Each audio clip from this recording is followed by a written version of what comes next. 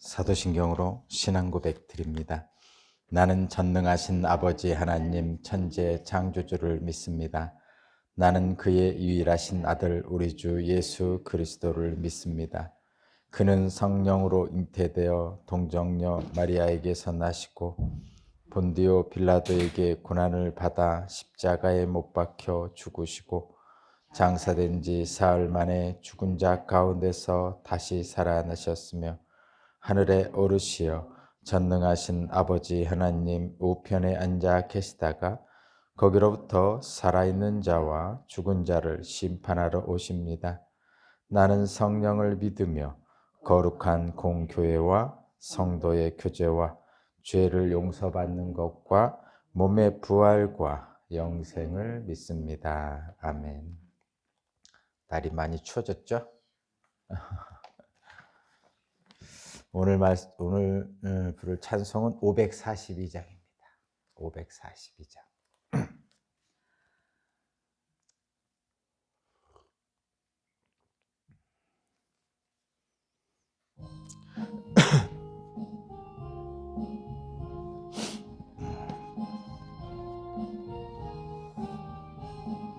구주 예수 의지함이 심히 기쁜 일일세 영생 허락 받았으니 의심하주 없도다.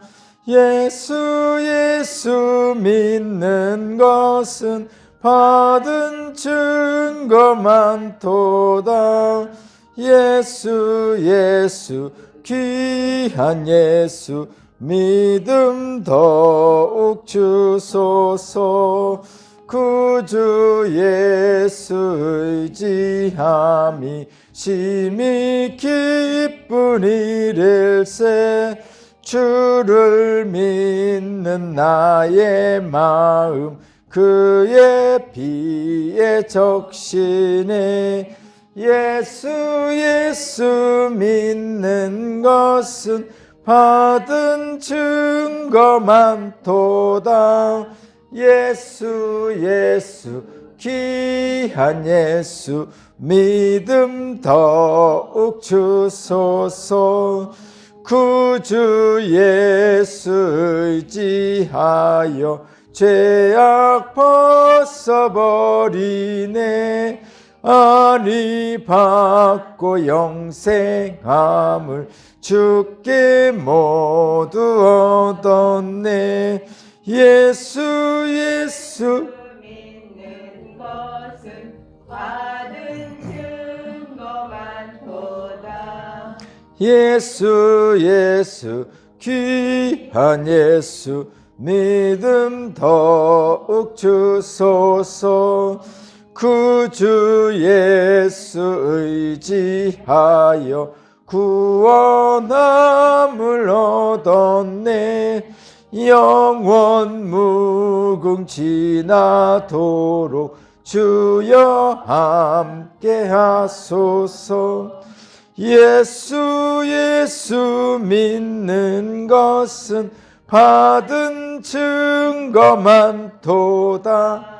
예수 귀한 예수 믿음 더욱 주소서. 아멘. 아멘. 오늘 주신 하나님 말씀은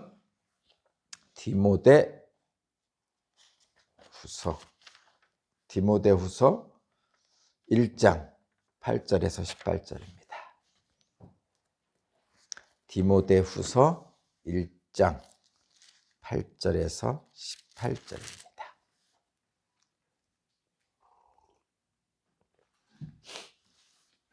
디모데후서 1장 8절에서 18절까지 말씀을 제가 봉독하겠습니다. 그러므로 그대는 우리 주님에 대하여 증언하는 일이나 주님을 위하여 갇힌 몸이 된 나를 부끄러워하지 말고 하나님의 능력을 힘입어 복음을 위하여 고난을 함께 겪으십시오. 하나님께서 우리를 구원해 주시고 거룩한 부르심으로 불러주셨습니다. 그것은 우리의 행실을 따라 한 것이 아니요 하나님의 계획과 은혜를 따라 한 것입니다. 이 은혜는 영원절에 그리스도 예수 안에서 우리에게 주신 것인데 이제는 우리 구주 그리스도 예수께서 나타나심으로 환히 드러났습니다. 그리스도께서는 죽음을 패하시고 복음으로 생명과 썩지 않음을 환히 보이셨습니다. 나는 이 복음을 전하는 선포자와 사도와 교사로 임명을 받았습니다. 그러므로 나는 이런 고난을 당하면서도 부끄러워하지 않습니다. 나는 내가 믿어온 분을 잘 알고 있고 또 내가 맡은 것을 그분이 그날까지 지켜주실 수 있음을 확신합니다.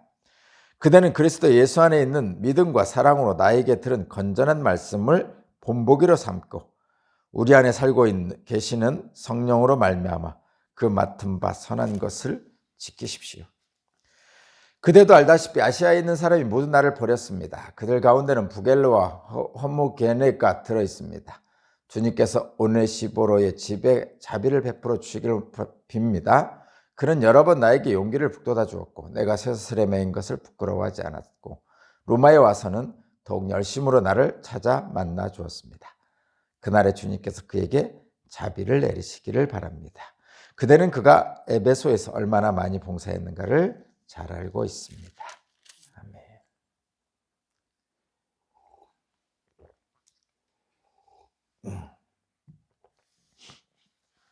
신앙인의 진정한 변화라는 제목입니다. 오늘 말씀의 제목은 신앙인의 진정한 변화라는 말씀의 제목으로 함께 은혜 받겠습니다.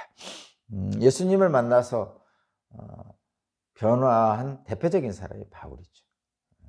다메섹 도상에서 부활의 예수님을 만났습니다. 그리고 바울의 인생은 그 부활의 주님을 만나기 전과 만난 후가 완전히 달라지죠.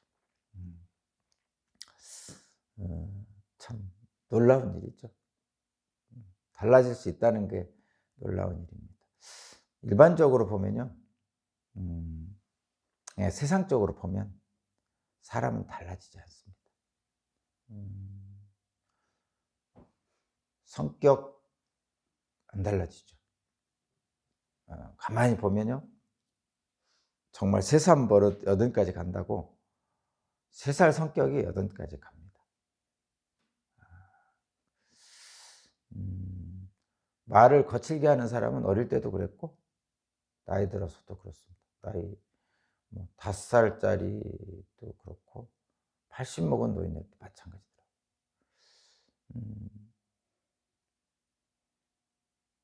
착한 사람은 어릴 때도 착했고요. 나이 들어서도 착하더라고요. 나이 100살 다 가도 착하고 그렇습니다. 그러니까 그 기본적인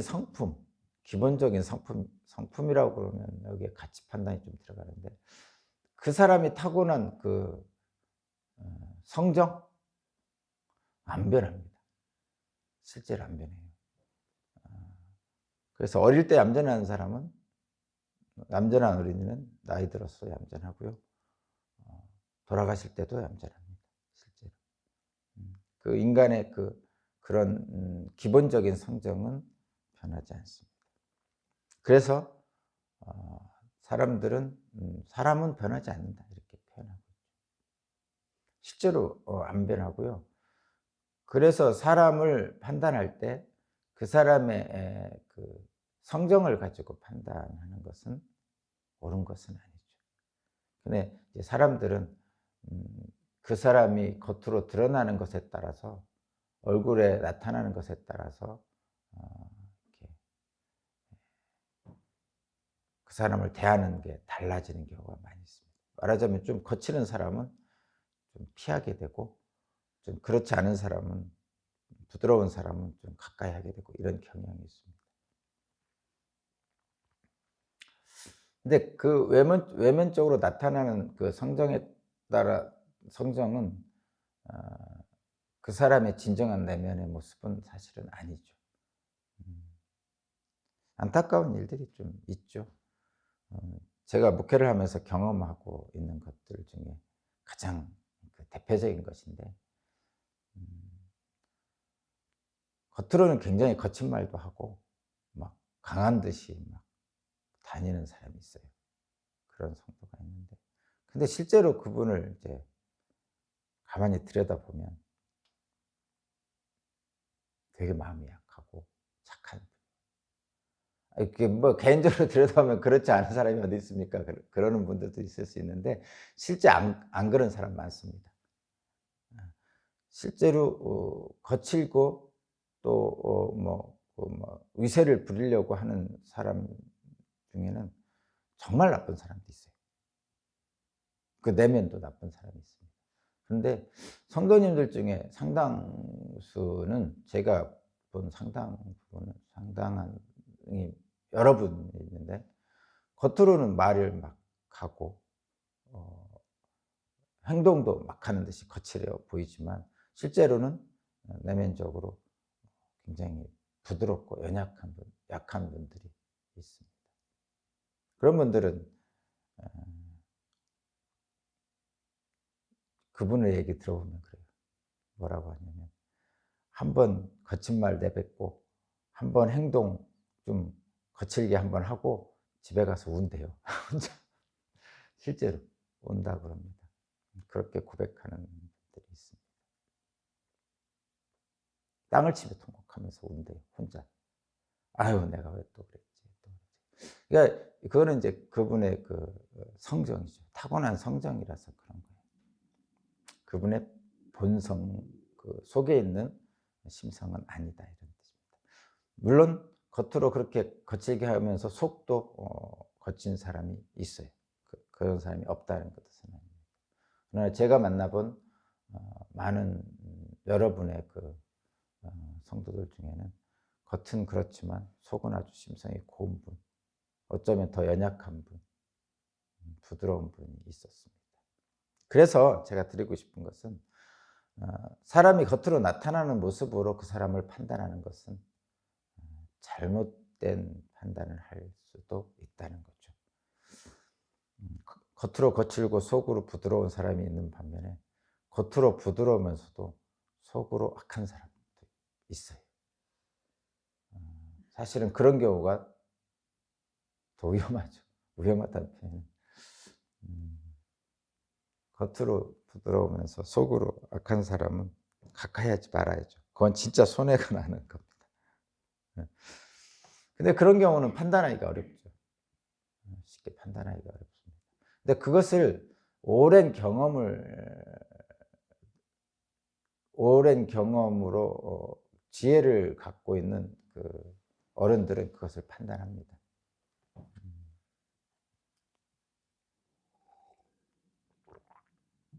어릴수록 판단 못하죠. 왜냐하면 그 내면을 들여다보지 못하니까, 겉으로. 그런 거하고 똑같습니다. 뭐하고 똑같냐면, 강아지가 짖잖아요.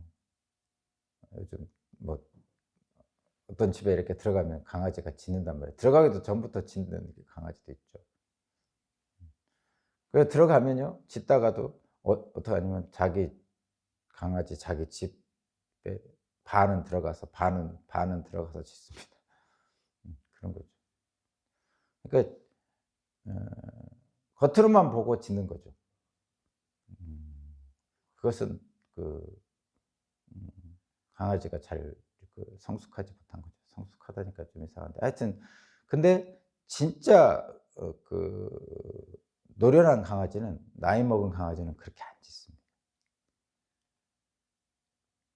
물론 낯선 사람이 오면 다 짖죠, 강아지는. 그건 기본적인 거니까. 그러나 정말 그 적대적인 사람인지 또는 그 징그러운 사람인지를 금방 파악하고, 나이 든 강아지는 걔는 그렇게 하지 않죠.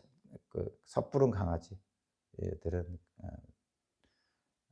판단을 잘 못합니다. 그것은 이제 똑같아요. 사람도 젊을 때는, 어릴 때는 잘 판단 못하고 겉으로 드러나는 것만 보고 욱해가지고 서로 다툼이 있죠.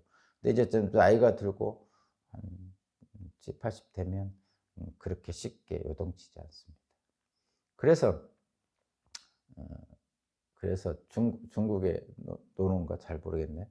거기에 이제 이순이라는 편이 있잖아요. 이순.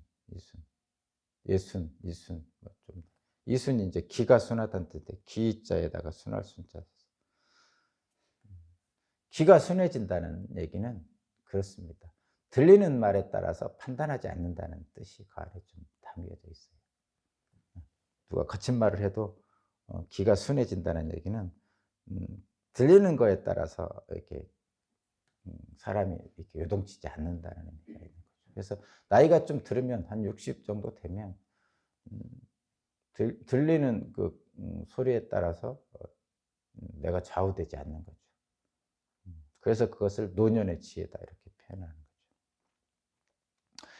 사람은 그렇게 쉽게 변하지 않습니다. 그 성정, 기본적으로 타고난 성정은 변하지 않습니다. 그러니까 겉으로 드러난 것에 따라서 이렇게 너무 지나치게 반응할 필요가 없고요. 다만 그 사람의 진정한 내면의 마음을 좀 느끼려고 애를 쓰는 것이 중요합니다. 왜냐하면 그것이 진짜니까. 근데 이제 그렇다 하더라도 세상적으로 보면 사람은 변하기가 쉽지 않죠. 물론 그 성정도 성정은 변하지 않지만 분명히 변하지 않고 또한 그 내면에 있는 그 선함과 악함에 그 치우친 것들이 쉽게 변하지 않습니다. 그래서 어떤 계기가 필요하죠. 어떤 계기가 필요한데 어렸을 때부터 늘 그 불안과 공포와 두려움에 쌓여서 살아온 사람은 커서도 늘 다른 사람을 경계하게 되고 자기 살 길을 찾기 위해서 다른 사람에게 불의를 행하는 경우도 있고 그렇습니다. 그럴 때는 누군가가 이제 그를 바로잡아 줄 필요가 있는 것이죠. 그럴 때는 좋은 분을 만나야 되죠. 좋은 스승을 만난다든가 그런 경우. 그래서 여러분도 아시겠지만 또 드라마나 영화나 이런 데 보면 굉장히 어렵게 청소년 시절을 보낸 사람이 본래는 그렇지 않았는데 어려운 청소년 시절을 겪은 사람이 이제 좋은 그 목사님을 만났다든가 좋은 스승을 만나 가지고 변화돼서 나중에 잘 사는 올바른 성인으로 커나가는 그런 것들이 있죠. 나이 아저씨라는 드라마에서 아이유가 연기한 그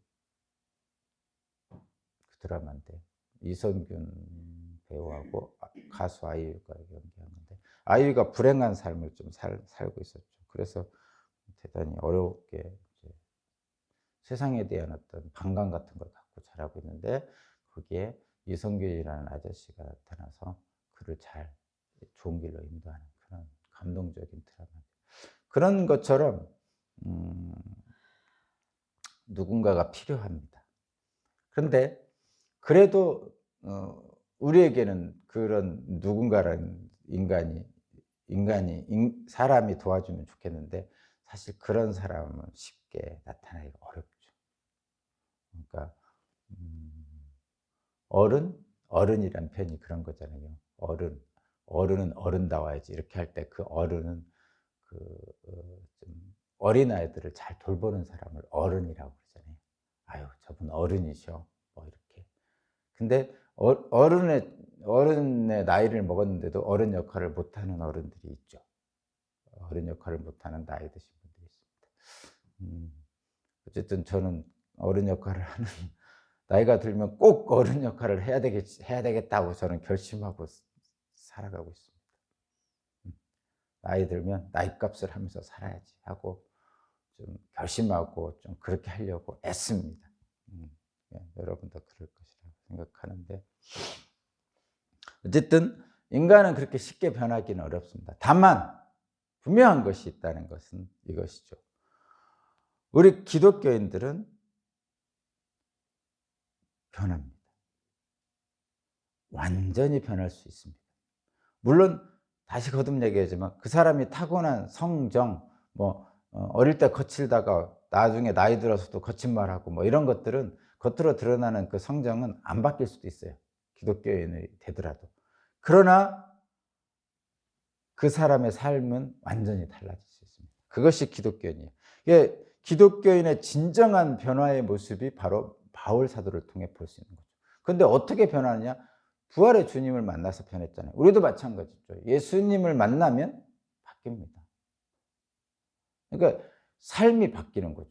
그래서 진정한 변화는 거기서 나오는 거예요. 그러니까 속 사람이 완전히 바뀌니까 겉 사람의 삶이 바뀌는 거죠. 거기까지 가는 것이 기독교인의 변화입니다. 오늘 본문에 나오는 이 사실은 바울 자신에 대해서 얘기하고 있고 그것을 디모데에게 전하고 있는 거죠. 바울은 스승이고 디모데는 제자인데 바울이 자기가 겪은 일들을 그 변화된 것들을 말하면서 제자인 디모데가 그 본을 따라 살기를 바라고 있습니다. 왜냐하면 그것은 진정으로 옳은 것이기 때문에, 진리이기 때문에, 복음이기 때문에 그렇다고 하는 거죠.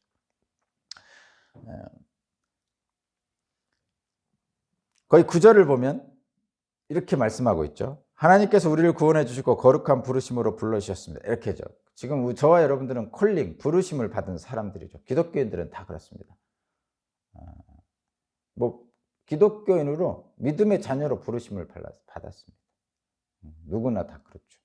기독교인은 다 부르심을 받은 자입니다. 근데 그 부르심은 내가 잘해서 또는 내가 자진해서 불러주신 것이 아니고 하나님이 그저 은혜로 불러주신 거예요. 그 다음이 그거예요. 그것은 우리의 행실을 따라 부르신 것이 아니요 하나님의 계획과 은혜를 따라 부르신 것입니다. 내가 믿음으로 하나님을 섬기는 것은 내가 내 발로 교회에 온 것 같고 내가 믿음의 길로 들어선 것 같지만 사실은 하나님의 은혜로 하나님을 믿게 됐다는 것입니다. 그리고 그렇게 하시는 부르심의 은혜는 영원 전부터 계획하신 것이고 하나님께서 그러니까 내가 태어나기 전부터 나를 구원하시기로 작정하시다 이런 표현입니다. 소위 말해서 조금 여러 가지 그 신학적인 논란이 좀 있는 부분이 있지만 본질적으로는 그것입니다. 하나님이 나를 부르셔서 하나님의 자녀 삼으신 것은 나의 공로가 아니고 하나님의 은혜로 나를 자녀 삼아 주신 것이다. 이게 이제 기본적인 이야기입니다. 이건 분명한 것 같아요. 저 자신을 들여다봐도 그렇고 많은 사람들을 들여다보면 이 고백이 사실입니다. 그 고백이 사실. 그래서 그 부르심의 은혜는 그 복음 안에 들어있는 복음 안으로 부르시는 부르심의 은혜는 결국은 뭐를 하냐면 이 부르신 다음에 사명을 주죠. 사명이라는 것은 삶입니다. 삶. 우리 인간의 삶. 어떻게 사는 것이 올바른 삶인가 할 때 인간은 무슨 일을 하고 살아야 될 거 아니에요. 그죠? 아무 일도 안 하는 삶은 삶이 아니죠. 등 따스고 배부른 상태에서 늘 방바닥에 누워만 있으면 그건 사는 게 아니잖아요. 뭔가 일을 하면서 살게 됩니다. 근데 그 일이 바로 사명이죠. 하나님의 일은 그러니까 그 사람의 삶이 바로 사명이 되는 것입니다. 바울은 복음 전하는 사람으로 세움받아서 사명을 받았어요. 그러니까 바울은 그렇게 살기로 처음부터 작정을 했었죠. 젊을 때도.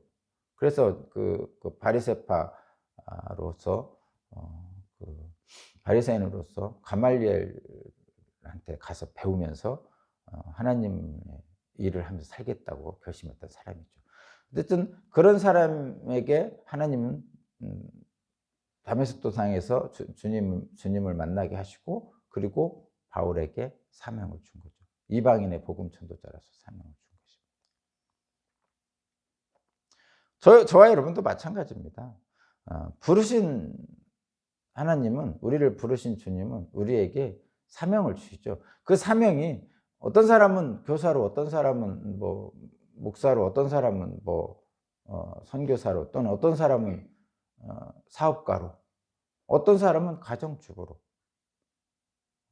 어떤 사람은 뭐 또 다른 공무원으로 뭐 이렇게 각자 주시는 거죠. 그래서 각자의 자리에서 사실은 복음 전하는 자로 일을 하는 겁니다. 하나님 말씀대로 사는, 행동하는 그런 사람으로 사명을 주시는 거죠. 그래서 바울은 이 사명을 받죠. 그래서 바울이 받은 사명은 여러분도 잘 아시죠. 이방인들에게 복음 전하는 사명이에요.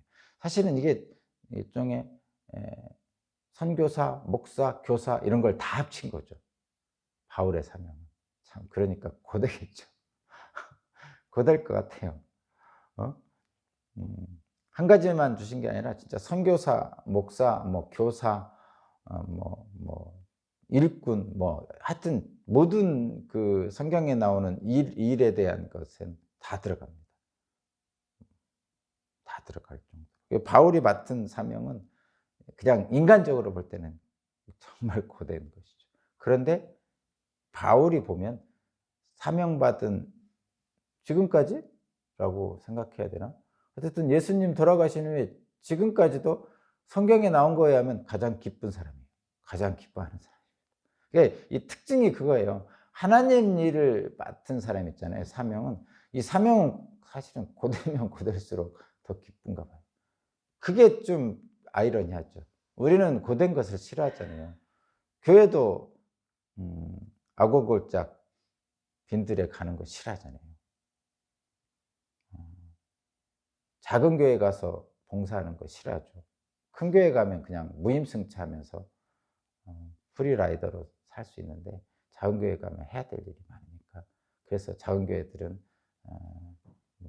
교회를 이동할 때 작은 교회로 안 가죠.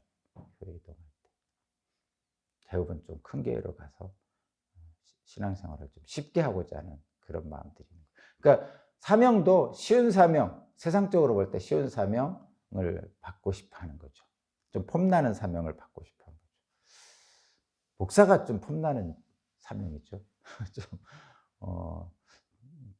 장로님도 폼나는 사명이고 목사님보다는 좀 덜할지 모르지만 권사님 같은 경우는 좀 폼 안 나는 사명이죠.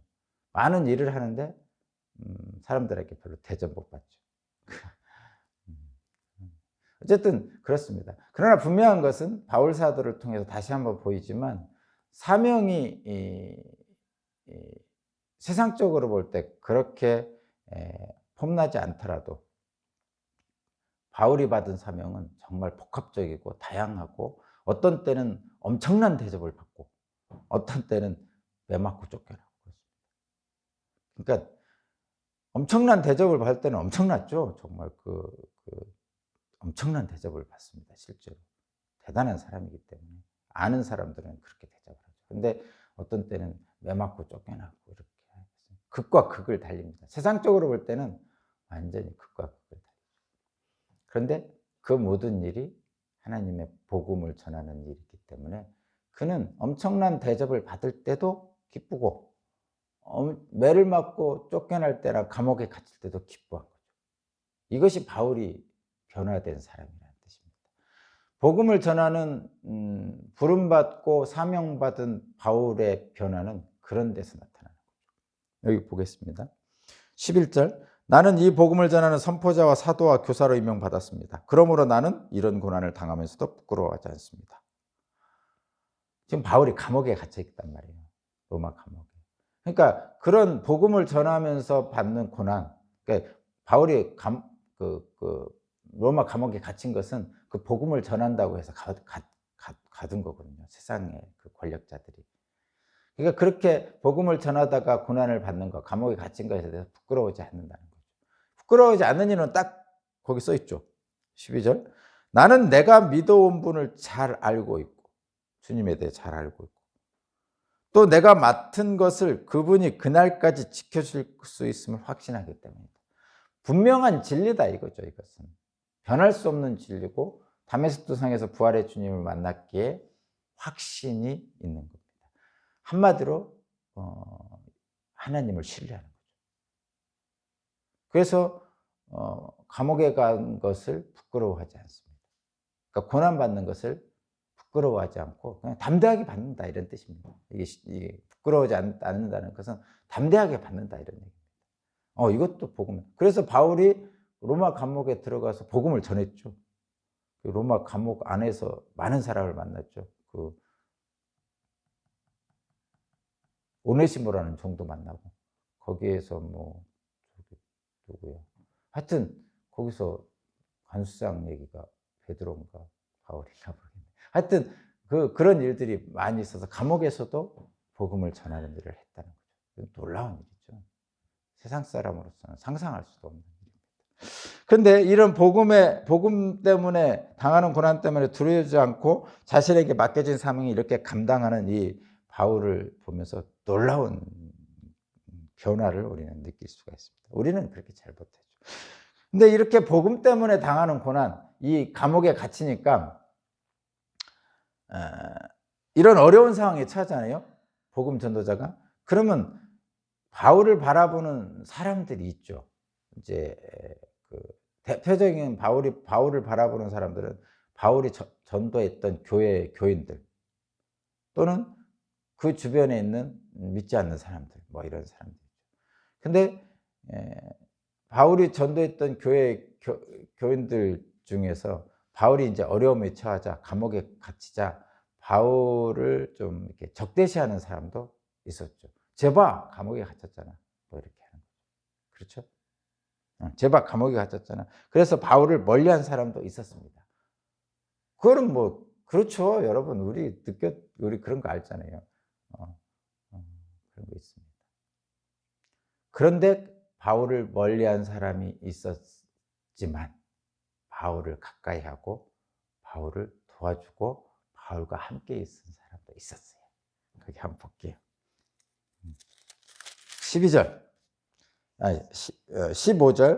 15절부터 보겠습니다. 일단 바울을 멀리한 사람, 그대도 알다시피 15절입니다. 바울을 멀리한 사람, 그대도 알다시피 아시아에 있는 사람이 모두 나를 버렸습니다. 그들 가운데는 부겔로와 헤가모니가 들어 있습니다. 그러니까 바울을 떠난 사람도 있었던 거죠. 왜냐하면 바울이 복음의 고난을 받는다고 감옥에 갇히니까 일단은 두렵죠. 나도 잡혀갈까 봐 두렵기도 하고. 그래서 떠나는 거죠. 세상적인 두려움이 있으니까 떠나는 겁니다. 그러나 그럼에도 불구하고 바울 곁에 지켜준 사람이 있었는데 그것이 16절부터입니다. 한번 읽어볼게요. 주님께서 오네시보로 집에 자비를 베풀어 주시기를 빕니다. 그는 여러 번 나에게 용기를 북돋아 주었고 내가 쇠사슬에 매인 것을 부끄러워하지 않았고 로마에 와서는 더욱 열심으로 나를 찾아 만나 주었습니다. 그날에 주님께서 그에게 자비를 내리시기를 빕니다. 그러니까 이 사람은 오히려 복음 때문에 고난을 당하는, 복음 때문에 감옥에 갇힌 바울을 오히려 지켜준 사람이죠. 이 사람은 아는 거죠. 뭘 알겠어요? 복음 때문에 당하는 고난은 부끄러운 일이 아니구나. 창피한 일이 아니구나. 그리고 복음 때문에 당하는 이 바울의 고난을 함께 해줘야 되겠구나라고 이 사람은 아는 거죠. 두 부류가 있을 수 있어요. 근데 이거 전제로 깝니다. 자, 요즘 세상이 하도 수상해서 그럼 다 그럽니까? 이렇게 뭐 반문할 것 같아서. 세상적으로 악한 거 뭐 여러 가지 있잖아요. 뭐 음란 또는 뭐 이렇게 여러분 뭐 아는 거, 나쁜 목사들 하는 행동, 그런 거는 그냥 빼고 하는 얘기입니다. 여기 복음 때문에 고난 받는 걸 얘기하는 거예요. 진정으로.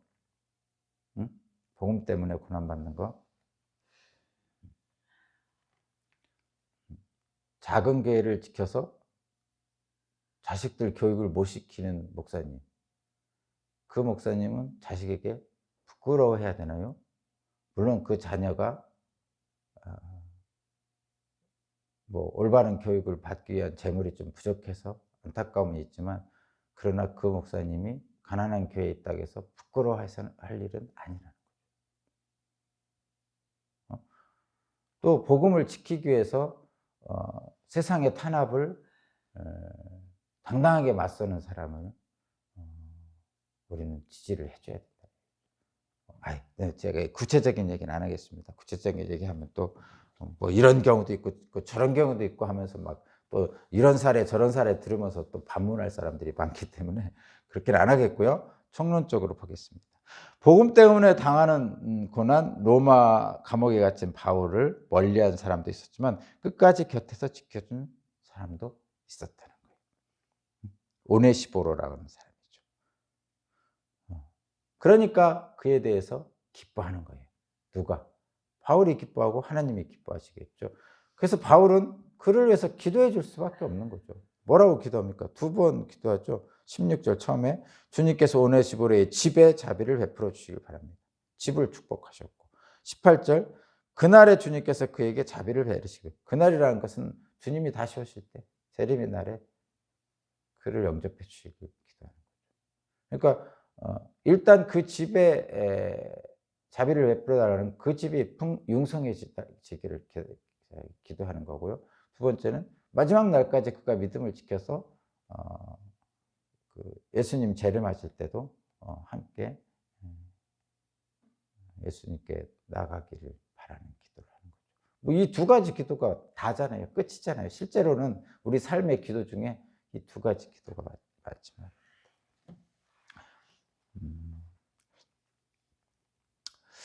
이제 그런 어떤 교회 자체의 문제보다도 5분만 얘기하고 마칠 건데 이 부분 때문에 제가 그렇습니다. 뭐냐면 로마의 감옥에 갇히는 이 복음의 고난을 본 주변 사람들이 이제 갈리잖아요. 말하자면 바울을 멀리하는 사람이 있고 바울을 곁에 지켜준 사람이 있고 그렇습니다. 근데 여기서 우리가 중요하게 생각할 것은 적이 있고 아군이 있고 뭐 이렇게 판단하면 우리 기독교인의 자세가 아닙니다. 지금 제가 여기 보면 바울의 적대적인 사람 두 사람 이름도 나오죠. 부겔러, 호모게네 이렇게 나오죠. 떠나는 사람이죠. 떠났는데 바울이 되게 섭섭했나 봐요. 그러니까 이 이름까지 적어놓고 했겠죠. 또 심지어는 뭔가 모르지만 바울에게 좀 악한 행동을 했을 것 같아요. 그렇지 않으면 이렇게 이름까지 적어놓지는 않거든요. 근데 저와 여러분들이 이제 여기서 분명히 기억해야 될 것은 기독교인은 크리스찬은 이렇게 적과 악원을 분명하게 구분하는 것은 우리가 해야 될 일은 아니죠. 바울은 지금 써놨지만 바울은 할 만한 위치에 있을 수도 있어요. 근데 저와 여러분들은 적과 악원을 구분하면 안 됩니다. 그래서 제가 바울의 고난에 바울이 당하는 고난 때문에 바울을 멀리한 사람도 있었지만 그를 지켜준 사람도 있습니다. 이렇게 표현한 거죠.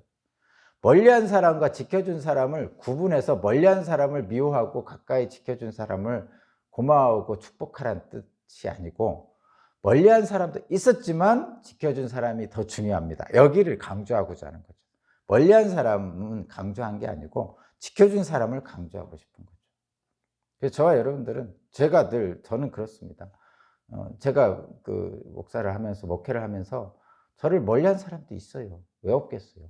사람이 다 뭐 어떤 경우가 생기는 경우는 많이 있으니까 경우의 수가 많기 때문에 저 멀리한 사람을 별로 생각 안 합니다. 저를 지켜준 사람을 소중하게 생각합니다. 마찬가지로 세상에서는 이분법적 사고가 많아요. 세상에서는 이분법, 뭐 선, 악, 뭐 또 친구, 적, 뭐 이런 식으로 공정, 불공정, 뭐 이런 게 많습니다. 금수저, 흑수저, 뭐 이런 것들. 근데 이게 이분법적으로 하면 편하죠. 근데 이분법적으로 하면 편한데 잘못된 겁니다. 부자, 가난한 자. 세상에 부자와 가난한 자만 있습니까? 아니죠. 사실은 중간도 있고, 사실은 얼마 정도 해야 부자고 얼마 정도 없으면 가난합니까? 이것도 기준도 모호하잖아요, 사실은. 그런데 우리는 늘 그렇게 부자, 가난한 자, 공정, 불공정, 흑수저, 금수저 막 이렇게 구분하는 걸 너무 좋아해요. 그러면 편하니까 그렇게 구분하는 거죠. 그리고 자기는 그렇게 이분법적으로 구분해 놓고 꼭 자기에게 유리한 쪽에 자기를 넣습니다. 그것이 우리 인간의 기본적인 생각이에요. 근데 그렇게 하는 건 옳지 않습니다. 왜냐하면 그렇게 구분해 버리면요, 스스로를 고난 속으로 집어넣는 경우가 됩니다. 자기는 그거를 그렇게 이분법적으로 구분해서 자기에게 유리하게 하려고 행하지만 실제로 보면 스스로 그 고난에 빠집니다. 나는 흑수저야 하고 소리치는 사람들 보면요, 자기는 흑수저니까 저 금수저들 욕하는 거죠. 자기 입장에서. 근데 나중에 자기보다 더 가난한 사람들 입장을 돌아보지 못합니다. 이 사람은. 자기가 흙수저라고 하면서. 그리고 불공정한 세상이라고 하면서 막 살아가는데 어쨌든 그 사람 자신에게 화가 있지 복이 별로 없어요. 그래서 이런 세상의 이분법적 사고로 계속 살면 고통받습니다. 고통받습니다. 그러니까 그런 세상의 이중법적 사고가 아니고 그것과 상관없는 하나님의 자녀로 살아야 돼요. 하나님은 흙수저, 금수저 구분하지 않죠. 재벌이 와도 거지가 와도 교회는 똑같습니다. 아니, 똑같아야 되는데 안 그런 교회도 있지만 하나님은 똑같고요. 예수님 똑같습니다. 실제로 똑같았어요. 흙수저, 금수저 구분 안 합니다. 그러니까 세상의 이분법적 사고로 구분하지 말고 하나님의 자녀라는 세상의 이분법적 사고와 전혀 상관없는 하나님의 자녀라는 생각으로 살면 복됩니다. 그래서 우리 믿음의 사람들은 상황이 좋고 나쁨에 관계없이 하나님을 신뢰합니다. 지금 바울이 상황이 안 좋잖아요. 감옥에 갇혀 있으니까. 그래서 세상 사람, 어떤 사람은 바울을 멀리 하고 떠나가고 어떤 사람은 바울에 와서 안타까워하고 지켜준다 이런 말. 그런데 이 바울의 상황이 안 좋은데 이런 좋고 안 좋은 상황과는 전혀 상관없이 하나님을 신뢰하고 나간다는 거죠. 그것이 바울이잖아요.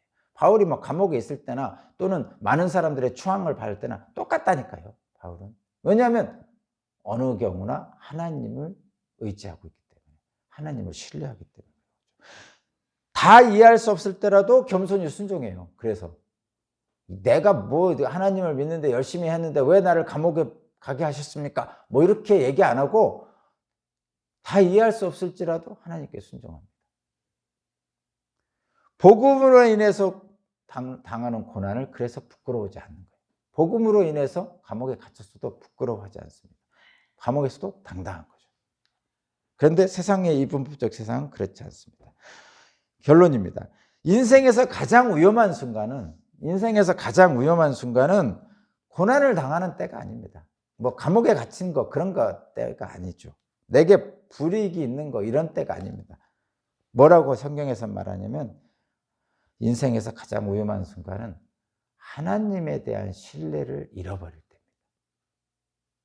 특히 우리 기독교인들. 하나님에 대한 신뢰를 잃어버리는 때가 인생의 가장 위험한 때입니다. 왜냐하면 하나님에 대한 신뢰를 잃어버리면 세상의 법칙을 따라 살기 때문이죠. 세상에 하나님에 대한 신뢰가 사라지면 세상을 따라 자기의 소견대로 삽니다. 사사기 마지막에 자기의 소견에 옳은 대로 사는데 그것이 대부분 멸망의 길이더라 이런 얘기입니다. 자, 오늘 바울처럼 어떤 상황 속에서도 하나님을 신뢰하는 그런 길로 가서 기쁨 충만하시기 바랍니다. 하나님 감사합니다.